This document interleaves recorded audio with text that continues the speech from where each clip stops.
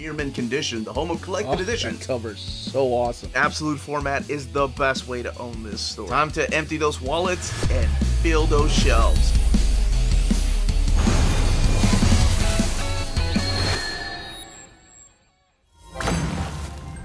Happy Monday, all you minties. Uncanny Omar here from Near Mint Condition, the home of collected editions. And join me today for your advanced look at the Spider-Man 2099 Omnibus Volume 2 from Marvel Comics. So let's go ahead and get started.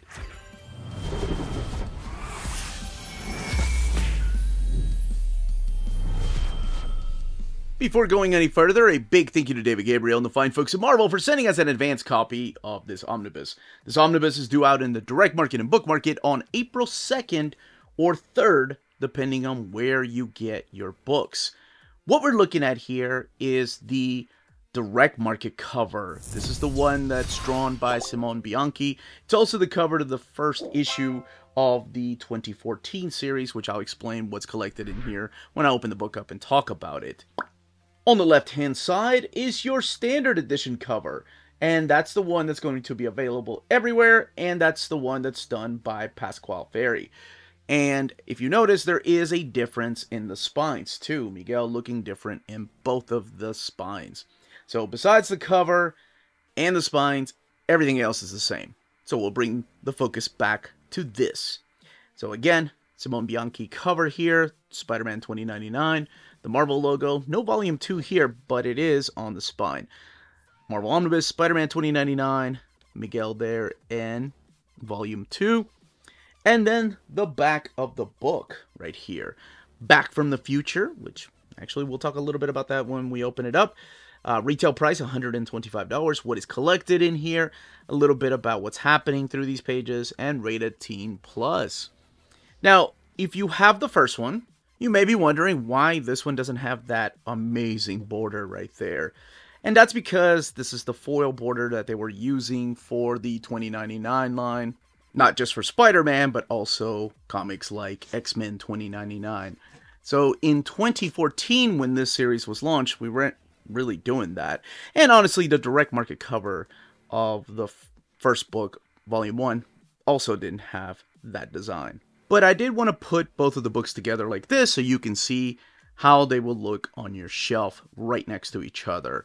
Spider-Man 2099 logo, and then Volume 1 and Volume 2 with a different picture of Spidey 2099 there. And of course the Marvel Omnibus logo. Now underneath the dust jacket, actually let's check out the flaps here. A little bit about the creators on the right hand side, and Trapped in a World Before His Time blurb over here. I'm honestly surprised we didn't get one of the covers with his new costume. So here's the design underneath the dust jacket, which is very similar to the design of the first volume, Spider-Man 2099, with that picture there, Volume 2, and then the back. Yeah, that's his new costume from the 2015 series. Alright, we are going to crack this book open. I'm going to talk a little bit about the stories collected in here and when they fit in to the reading order of Miguel O'Hara, the Spider-Man of 2099. And of course, look at the artwork, and we'll look at the extras and build. So let's go ahead and start with that. Okay, let's go ahead and crack this omnibus open. We have some black end sheets, just like the Volume 1. And here's your title page, Spider-Man 2099.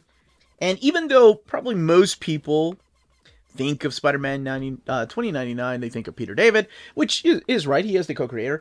There are other people that worked on this book, particularly towards the very beginning. So you have some stories from 2099 Unlimited collected in here. Those are the ones by Evan Skolnick, Terry Kavanagh, and you also have Len Wein writing some of the stories in here.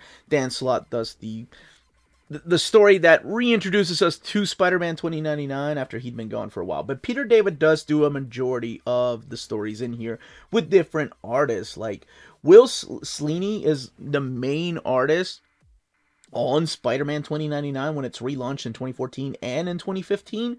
But you are going to find other artists in here like Chris Wozniak and people like Chris Cross. Big fan. Oh my gosh, the way he draws Marlowe. And of course Ryan Stegman during the Superior Spider-Man books. So what is collected in here exactly?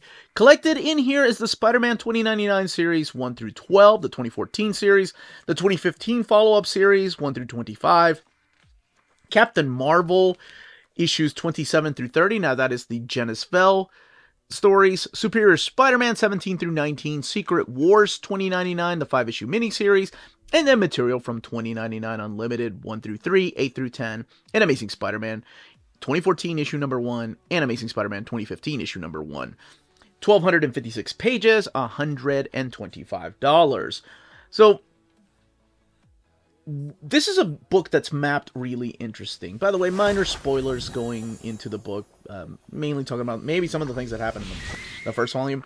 Because it's not until you get to around right here that you get the Spider-Man in what most people think is present day, if you will. Because he is still in his future, and the stories collected early on here are from the 2099 Unlimited, which is an anthology series. And even though you see Hulk 2099 in the front cover, his stories are not collected in here. They're just focusing on collecting the stories of Miguel O'Hara. So you have the fight here with Mutagen. You have the remote control story where people are remote controlling Miguel O'Hara. And again, Chris Wozniak doing the artwork with Evan Skolnick supplying the writing here. You have the stories with the Chameleon and the Freaks. So again, taking place in like around the time the first volume was out. And none of the stories in here are collected in volume number 1. So this is the Chameleon story. It's so cool to see Gene Colan, legendary Gene Colan, draw this story in the back. It's just a couple of pages of retelling you the origin of Miguel O'Hara becoming Spider-Man 2099. And you do see some returning villains through these pages. And we get like the era of the colors of the 90s. Now, at the end of Volume 1, the series came to an end. And then we don't really see Miguel for a while until Peter David is writing Captain Marvel Genis-Vell. During his era, he had a 4-issue event that involved Star Fox. No, not the Nintendo 64 Star Fox, but Star Fox, Thanos' brother, and teaming up with Rick Jones and going through different eras. There's a new character named Thanatos, and I mentioned earlier Chris Cross's artwork drawing Marlo. Oh my gosh. Now, Spidey 2099 isn't the only character he's going to run into. He's also going to run into this guy named Maestro. So it's pretty much Captain Marvel, Genis-Vell, going through different times and running into these characters that Peter David had written. Now, we don't see Miguel O'Hara, Spidey 2099, for years after that. We don't see him until Ryan Stegman and Dan Slott's Superior Spider-Man. We see him come to the present day. So he's taking out of Nueva York, where he was at the very beginning through all these stories with the, this was a time travel story. And he is stuck in present day. And you can find out exactly how and why he's stuck. And also, it's very important that during this time, Spider-Man, R616 Spider-Man, is acting a little bit different. And you can find out by reading the Superior Spider-Man Omnibus. Or actually, this kind of lets you know exactly what's going on with Spider-Man. The artwork here is by Ryan Stegman, who is just blown up. He's going to be the new X-Men artist. But there is a team up between Superior Spider-Man, who's kind of a jerk, and Spidey 2099, Miguel O'Hara. And he grows a bond with, like, Liz Allen. He starts building his own supporting cast, and it has something to do with his grandfather. It's the whole reason why he's stuck in the past. Now, because of the popularity of that, people thought, well, we need to bring him back. So in Amazing Spider-Man issue 1, the kickoff in 2014, we have a little story that introduces us to this girl named Tempest, who will play a big part in the 2014 12-issue storyline. So we see Miguel O'Hara take on the name Mike O'Hara, but I guess it doesn't matter if he had to change his name. And he's here because of his grandfather. And that, if I say who his grandfather is, it's going to spoil things for the stories before this and some of the things in the pages of Spidey 2099 Volume 1 if you haven't read it. There's a very interesting character because he's so he is in present day, and then we also have this character right here with this guy's name's like the Analyzer, who's going around and pretty much judging people who aren't important for the future. He comes from way further into the future than just 2099. He comes from a point in Earth's time where only important people should live. So if he scans you and he realizes that you nor your kids or any of their offsprings are going to be of any importance to this world, he just gets rid of you. And he makes her an interesting antagonist.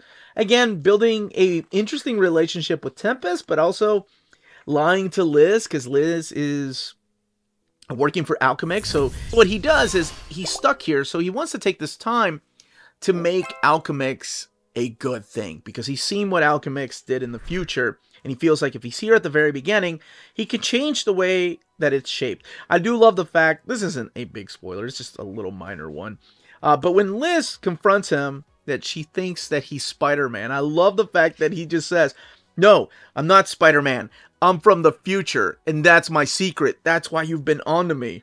So they have an interesting relationship. But it is Tempest who has her own secrets that you should be keeping an eye on. There's the fight with the Scorpion here, and the Spider Slayers. And then, of course, running into Spider-Man, the 616. And Peter and Miguel are so different. Oh, and then we get this. This is one of my favorite issues, because it is a reunion of Peter David, who's writing this ongoing series, and Rick Leonardi, the co-creator of Spider-Man 2099, and teaming up for the beginning of the Spider-Verse crossover. Now, this is also collected in Spider-Verse. You know, there is some double dipping here. If you have the Superior Spider-Man issues, that's collected in the Superior Spider-Man Omnibus. If the Captain Marvel books is collected in the Captain Marvel Genesis-Vell Omnibus. These Spider-Verse tie-in issues are collected in the Spider-Verse Omnibus. But you get an idea of what's going on. You learn about Morlun and his inheritors, and why Spider-Man is teaming up with the six-armed Spider-Man and Lady Spider. And the storyline is really interesting, and it goes into some dark territory. Now, when he tries to make it out of the Spider-Verse, he ends up going to a different future. So he runs into a familiar face.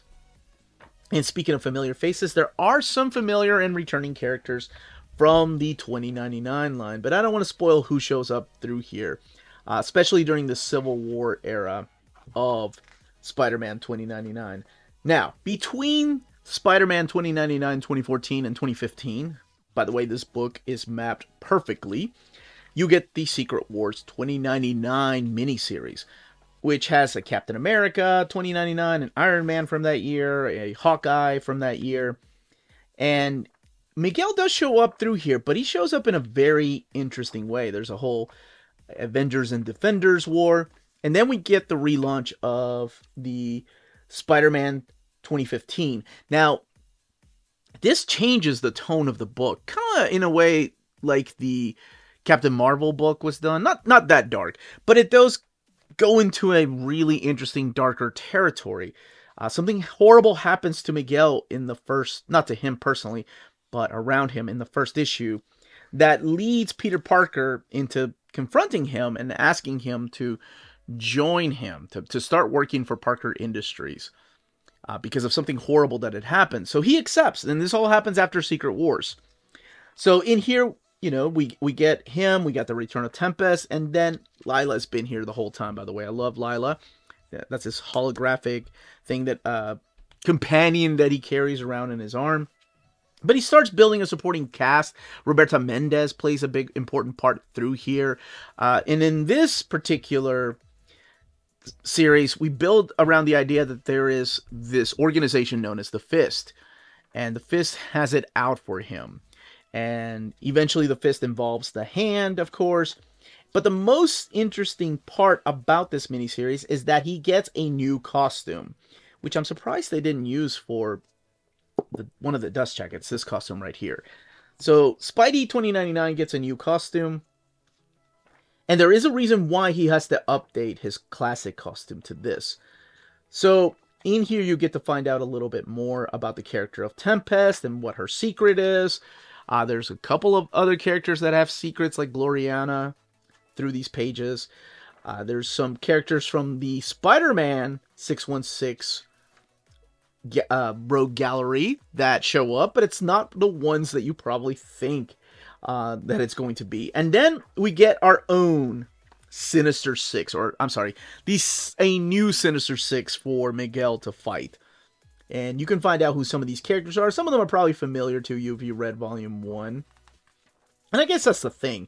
Do you need to have read Volume 1 to enjoy the stories in here? Yeah, I think so. But, I mean, you get reintroduced to the character quickly in that Superior Spider-Man 4-part miniseries, or 4-part series, and then they relaunch the line. It does a really good job of taking this character that is out of time. And it is Peter David writing him, so it almost feels like he belonged here to begin with. You have the team up with Elektra, which is not the stereotypical team up. There's a whole Civil War 2099 story that takes place. Because every time he goes back during this particular era to his future, something is wrong. It's not the way that it's supposed to be. So a lot of the 2015 series is going back and forth between present day, 2099, but not the 2099 that he remembers. So it's all about trying to set things right. And then by the time we get to the final storyline, as I'm flipping through here, it might be a little confusing, that we end up with 2 different Spidey's 2099. And there's a reason why there's 2 of them, and why one of them is wearing the classic costume, and one of them is wearing the new white costume.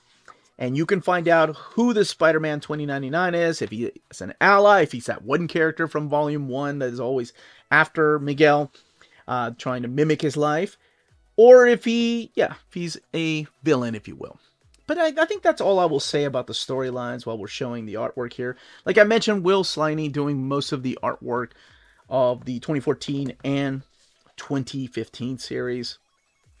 And let's go to the back. We have a goodbye letter here from the creators, of course, Peter David, Will Sliney, and also the editor and the colorist and the inkers. And I'm censoring that last page. I am going to have to skip some pages here, especially from the character designs, because they spoil who some of these characters turn out to be. So I'm just going to flip through here so you can look at the variant covers. And some of these variant covers are just covers, because nothing from the cover makes it to the inside of the book at times. You're not going to see like a bunch of Deadpool. Sometimes it was just Deadpool month. You will see some of the Spider Folk, not necessarily all of them. And then this is the new design right here. And the design was done by Chris Anka. And there's some more variants of that cover. There's the variant right here for the Spider-Man 2099 number 4 Marvel 92 variant, which they use as a direct market cover.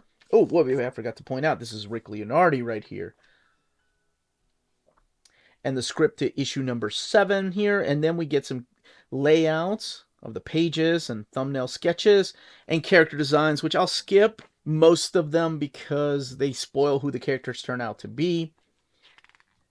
And then you have cover sketches all the way back here.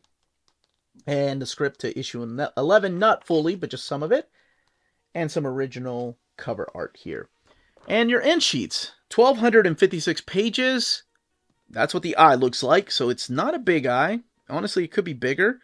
We've seen bigger and we've seen some smaller. This one's printed at the iMac printer. But the paper stock is this thick, glossy paper. Honestly, between this and Ghost Rider, paper stock seems a lot thicker than some of the Silver Age books they printed. Kind of reminds me of the Mega print. So you do see minor bleed through happening from the opposite page when it's light colors or white pages. But let's look at the spread page right here. So you do have gutter loss. Hold it down like this, but it's still not the full picture. And that's because of the eye and the way that it's bound. But let's find something not even towards the middle, but right around the middle. And you do get less of a gutter loss. And coming to the back where you can see the connecting covers here. And holding it down like this. So there is gutter loss. But that's it.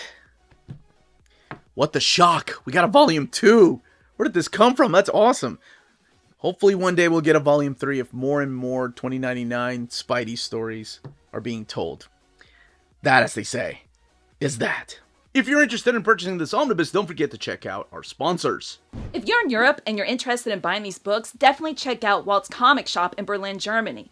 They have the cheapest pre-order prices, flat shipping rate of €12 for all EU countries, emails answered within 24 hours, waltscomicshop.com, and you can use the code nearmintcon at checkout and get free shipping for all EU countries with your first order over €40. That's Walt's Comic Shop, your reliable source for omnis and premium collected editions in Europe. Ding! cheapgraphicnovels.com, your online home for graphic novels and collected editions up to 50% off cover price. They have excellent shipping and prompt and helpful service. Check out their bargain deals for up to 90% off cover price. And don't forget, the CGN also takes pre-orders. That way you don't miss out on the hottest releases. And they are currently running a special promotion for you Minties. If you're a first-time customer, after receiving your order confirmation email, reply back to that email and let them know Near Mint Condition sent you their way. They will then apply a free shipping promotional credit to your next order in the US. Cheap Graphic Novels, your source for the hottest books with the kind of deep discount, quality shipping, and customer service that will keep you coming back for more. And that was the content, the page count, and build of this omnibus. Let me know in the comments down below if you are picking this up, if you didn't even know about this omnibus. You didn't think there was enough material for a volume 2. If you read the stories in here, what did you think about them? And if you have any questions, leave them down below. Don't forget to smash that like button, subscribe, and ring that bell for notifications. But that's it, everybody. Stay healthy and safe out there. Much love.